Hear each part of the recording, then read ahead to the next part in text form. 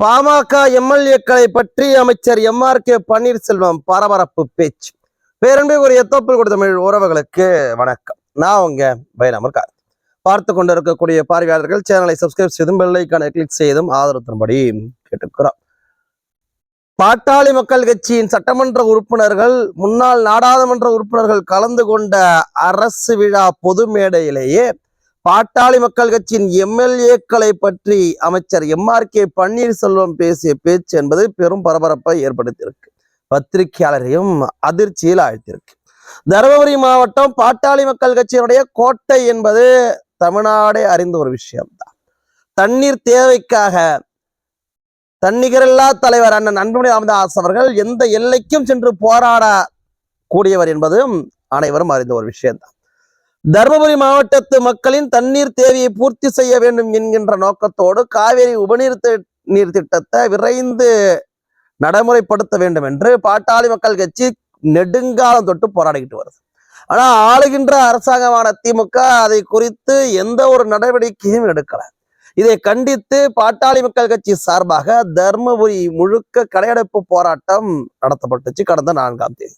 அந்த போராட்டத்தை தடுக்க வேண்டும் என்று எத்தனையோ தகுடுத்த வேலைகளை எல்லாம் திமுக செய்து பார்த்துச்சு. ஆனாலும் வணிக மக்களின் மற்றும் விவசாய பெருங்குடியின மக்களின் ஆதரவோடு அந்த போராட்டம் வெற்றிகரமாக நடந்து முடிஞ்சிச்சு. அந்த போராட்டம் முடிந்த கையோடு தர்மபுரி புத்தக திருவிழா நடந்துச்சு அரசு சார்பாக.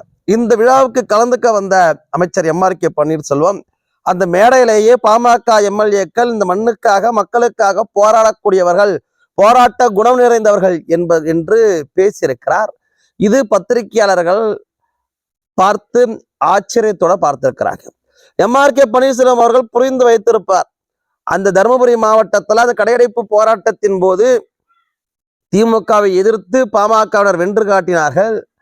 நாம் பாமகவுக்கு எதிராக பேசினால் மக்களின் கோபத்தையும் நாம் சம்பாதிக்க வேண்டியிருக்கும். ஏற்கனவே NLC விவகாரத்துல கடலூர் மாவட்டத்து மக்களுடைய கோபத்தை சம்பாதிச்சு வச்சிருக்கிறோம். நமக்கு ஏன் வம்பு? பாட்டாளி மக்கள் கட்சியின் போராட்டத்திற்கு ஆதரவாகவே பேசிட்டு போவோம் என்கின்ற ரீதியில பேசியிருக்கலாம்னு நான் நினைக்கிறேன். ஏன்னா உங்களுக்கு தெரியும், தருமபுரி மாவட்டத்துல அன்னைக்கு திமுக என்னென்னவோட அறிவலையை செஞ்சிச்சு. கடையை மூடியிருந்த வணிகர்களை மிரட்டி கரையை திறக்க சொன்னாங்க. முதல் நாள் நோட்டீஸ் கொடுத்தாங்க.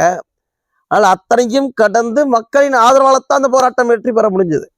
மக்கள் ஆதரவற்ற பாமகவின் போராட்டத்திற்கு எதிராக பேசினா மக்கள் நமக்கு எதிராக திரும்புவார்கள் என்று அமைச்சர் உணர்ந்திருக்கிறார்.